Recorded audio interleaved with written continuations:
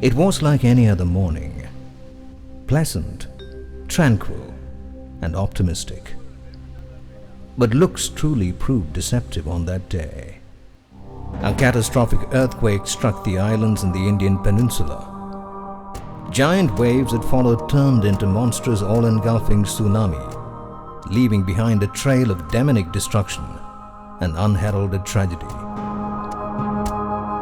And even as the magnitude of the disaster was beginning to dawn on the collective conscience of our nation, the Indian Air Force, that has always remained in the forefront of relief activity during any calamity that our nation has ever faced, once again soared up into the sky to bring relief, succor, and solace to the thousands who were affected in the distant islands of the Andaman and Nicobar. Later, the relief exercise was also undertaken for the neighboring countries of Sri Lanka and Maldives.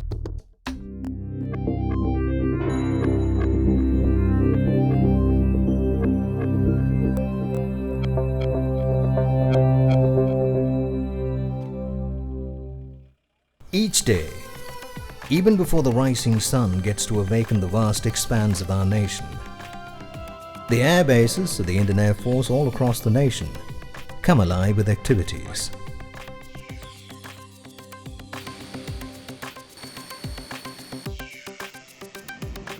The air warriors, the dauntless aviators, the guardian angels of the Indian sky prepare themselves for yet another eventful day. They seem raring to take to the skies, engaging their afterburners to hound any prey. And the air bases come alive with the thunderous roars of their flying machines.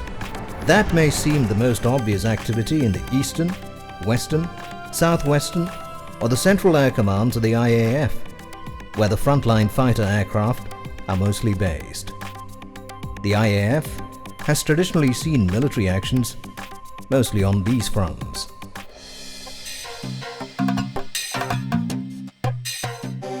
But far away from the traditional land boundaries, towards south in the vast peninsula region of our nation, and further into the distant islands located in the Bay of Bengal and the Arabian Sea, the Indian Air Force operations and their role is lesser known to a great extent.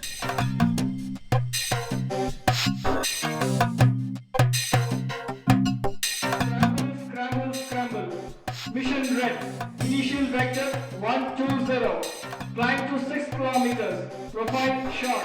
The operations room at various locations of Southern Air Command also comes alive, buzzing with operational activities.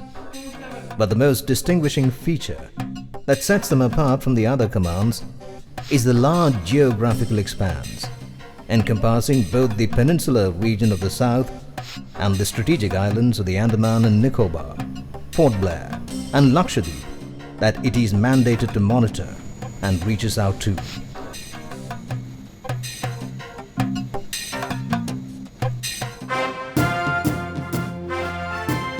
The continuing superpower rivalry in the Indian Ocean Rim in the early 80s threatened to destabilize the littoral states.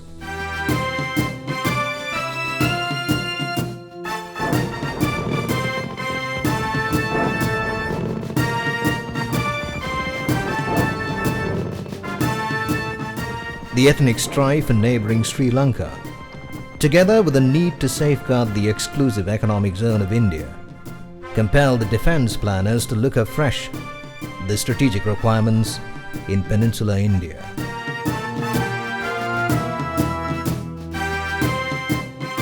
The genesis was thus laid to effectively safeguard the island territories and protect our exclusive economic zones.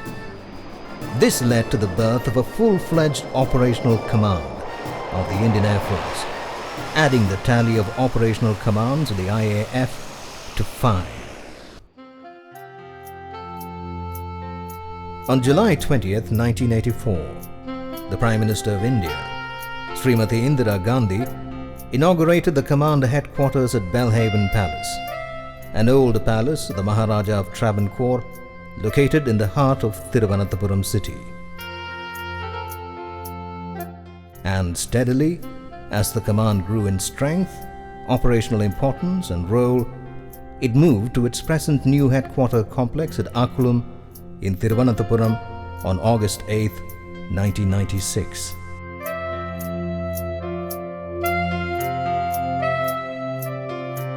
Air Marshal P.S. Ahluwalia, a former Air Officer Commanding-in-Chief of Southern Air Command, highlights the distinct role of the command.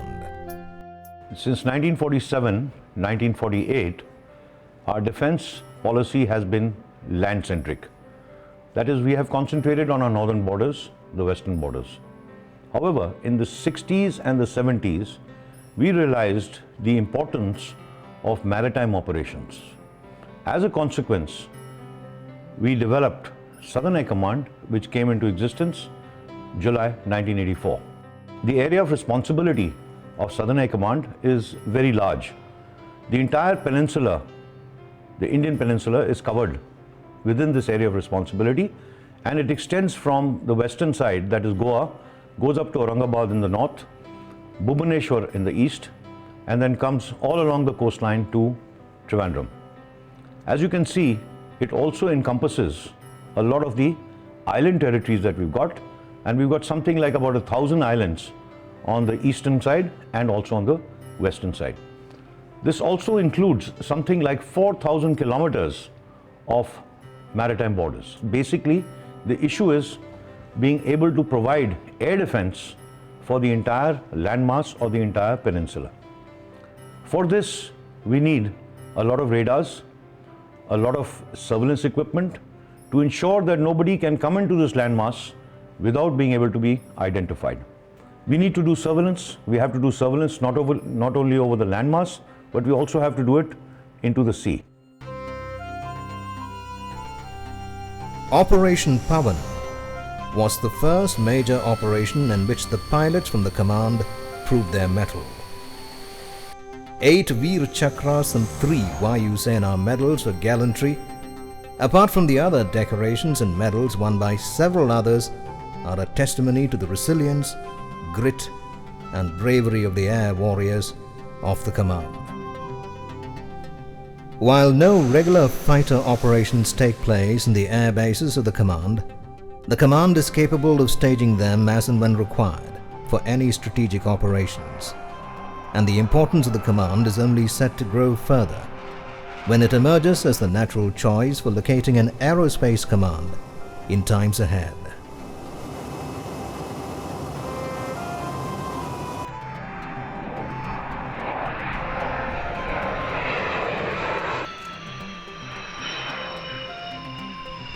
If we take the offensive role, basically the offensive role is dependent upon the geostrategic location of the peninsula. It's very important to understand that the Indian peninsula is straddling the entire Indian Ocean, and therefore it would be prudent for us as defense planners to take this into cognizance so that if required, we can play the role of using air power for air dominance of the entire Indian Ocean. The bulk of the air operations of the command are undertaken by a single squadron operating the AN-32 medium-lift tactical transport aircraft, along with a unit of the twin-engine Mi-8 helicopters that are based in Sulur, near Coimbatore in Tamil Nadu. Air Force Station Sulur 43 Wing is the most operational station of Southern Air Command. It has got 2 flying units. One is a transport squadron, that is 33 Squadron operating the N-32s, and the other one is the 109HU, which is operating the Mi-8 helicopters. So the operations are multifarious, in which we operate over the sea of the Andaman for the Andaman Nicobar operations. We form an air bridge with the Andaman Nicobar Islands, and also we fly over the Nilgiris extensively by the helicopters for various duties such as the VIP commitments and the casualty evacuation. We also carry out the relief operations during floods, and most important relief operation which undertook during the tsunami. After the tsunami struck on December 26, 2004, orders to immediately proceed to Port Blair were issued by the command headquarters at Thiruvananthapuram. Within hours, Two AN-32 aircraft from Sulu reached the Thambaram Air Base near Chennai and further proceeded to Port Blair and Car Nicobar, despite disruptions in all communication links. What followed was a continuous saga of relief and rescue operations by the Indian Air Force pilots from number 33 Squadron. December 26, 2004 is one day which I will not easily forget. That is the day I think tsunami struck the islands of Andaman and Nicobar. It was like any other Sunday. I think Sunday morning about 8 o'clock is when I got a call from my flight commander saying that it seems an earthquake has struck in somewhere near the Karnik Islands, and Headquarters Southern Air Command has been tasked to launch the first AN-32 towards the islands.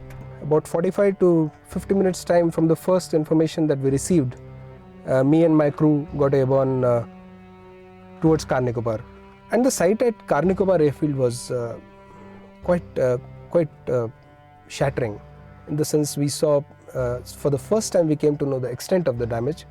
The ATC building had collapsed.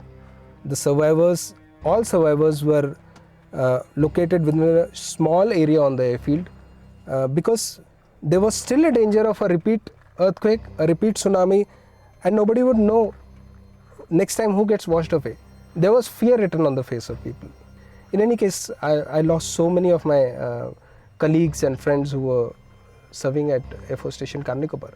By February 26, 2005, the squadron had airlifted 3,182 passengers and 153,000 kilograms of load.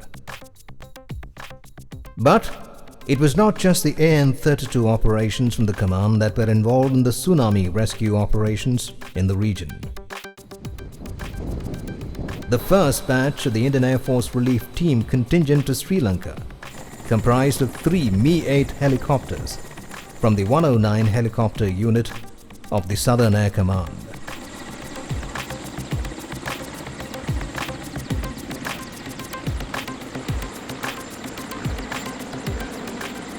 Three helicopters were launched from Sulu to Sri Lanka. Our initial duty was to carry out search and rescue for marooned people in the east coast, which was affected by the tsunami, and on the west coast of Katunaike airfield.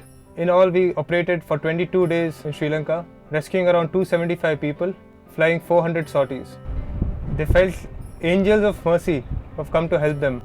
Whether at Kolhapur in Maharashtra, or Rajamundry in Andhra Pradesh, or even the flash floods at Mettur Dam in Tamil Nadu, the helicopter unit of the command regularly rendered yeoman services in aiding the civil authorities during the floods and natural calamities.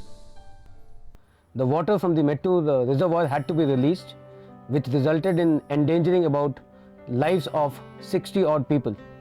The helicopter was launched in the evening around 3:30 in very poor visibility and heavy rainfall. However, I took off and we reached the Mettur reservoir. A suitable place was selected for landing.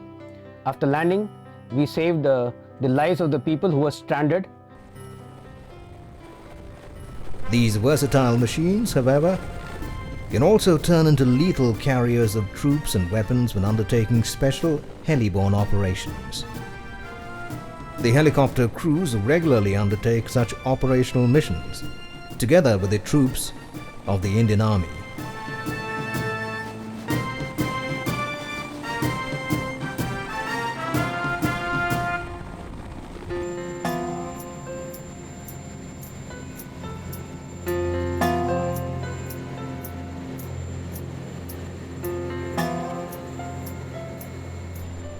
Whether it is flying over the vast expanse of the southern peninsula or an operational sortie over the seas, facing challenges in each mission is what they train for.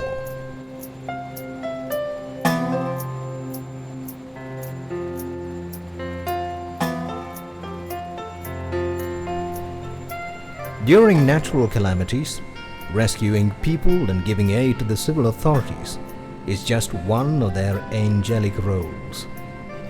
Regardless of the sophistication and efficiency of equipment, airborne or on the ground, The pilots of the Indian Air Force have time and again proved that the capability of the man behind the machine is the result of the true grit and the professional training they pursue.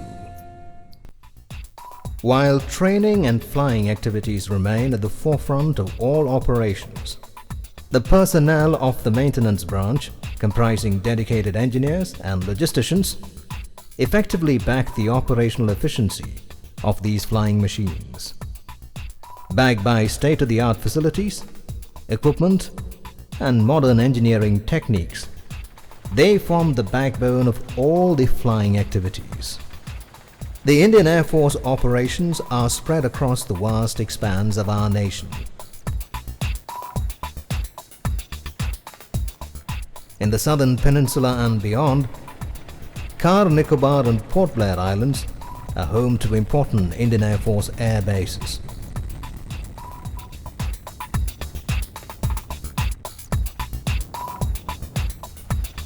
The Army, Navy, and the Indian Coast Guard also operate in the region. Communication and logistical sustenance of the Andaman and Nicobar Command in these remote islands is a major air maintenance task of the Southern Air Command.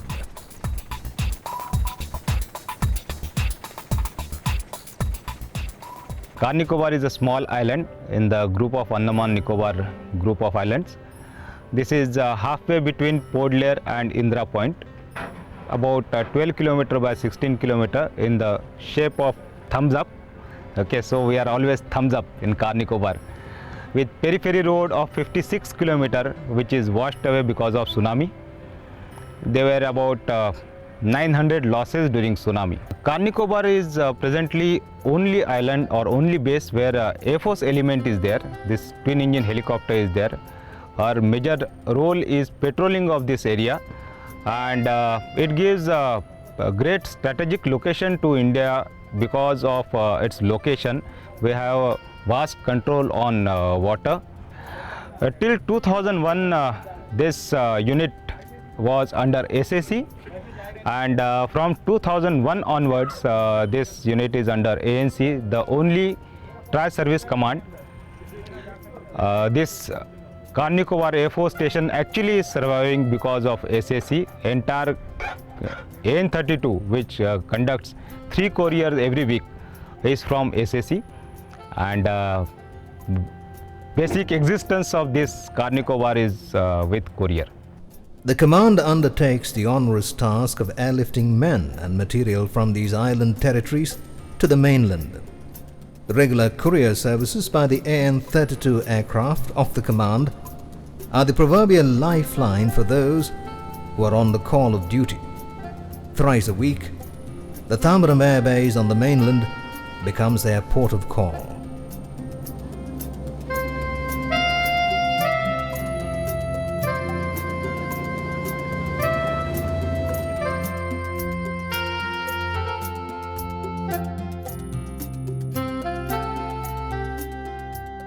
Courier plays a very important role in our day-to-day life in Karnik as per Air Force is concerned, because if we are traveling by ship, it takes 4 days approximately to reach up to Chennai, and otherwise by air it takes only 3 hours to reach Chennai. Surya Lanka, an air base of Southern Air Command along the Andhra coast, remains an important destination for the Indian Air Force's surface-to-air missile units.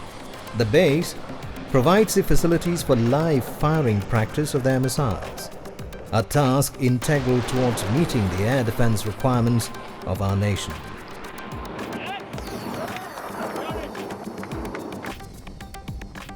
The base also prepares aircrew operating in a marine environment to cope with any ordeal at sea through the Air Sea Survival Rescue course, a tough experience that teaches survival techniques at sea in case of an ejection or ditching.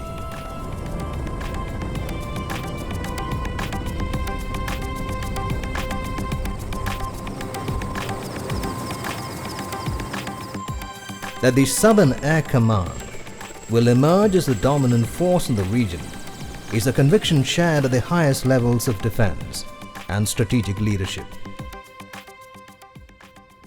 I do believe that Southern Air Command will play a very, very dominant role in the future.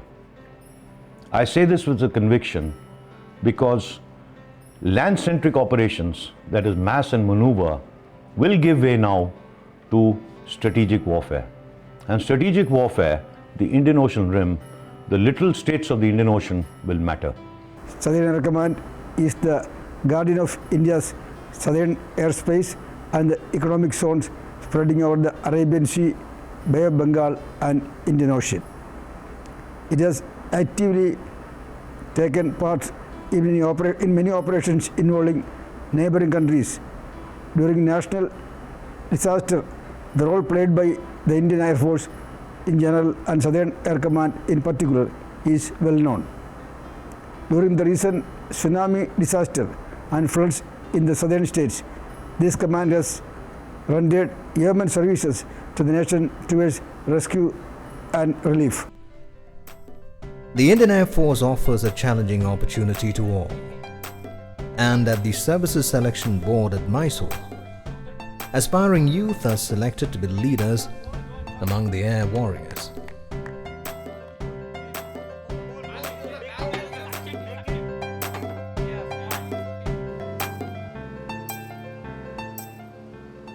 So, how does it feel to be an air warrior? Experience is good. I think it's a very demanding and very challenging career.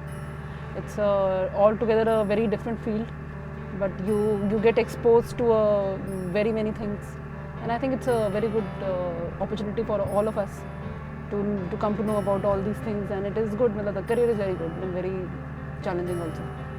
So it's a very challenging, adventurous and a very fulfilling and satisfying career. You look after your people, you look after your nation, and the service will look after you. While discipline remains the hallmark of the air warriors in their everyday lives, military drills and parades are conducted regularly in the air bases.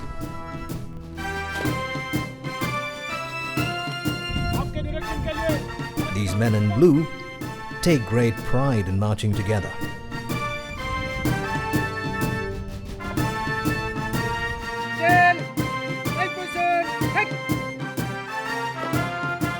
A healthy body and a sound mind are thus kept in tune. Mass physical training and outdoor activities nurture the spirit of camaraderie. Traditions and service customs also mean a great deal to these men in blue.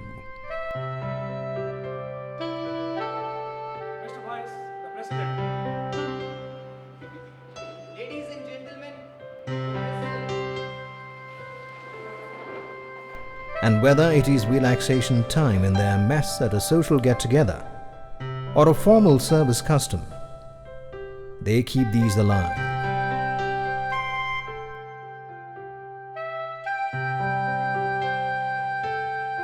But the life of any Air Force personnel is incomplete without mentioning the role played by the organization of the Air Force Wives Welfare Association, or AFWA, which has contributed in enhancing the social fabric of the Indian Air Force.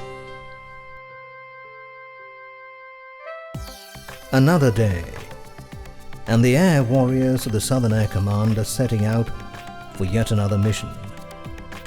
In the true spirit of the air warriors of the Indian Air Force, they continue to give their today for our tomorrow.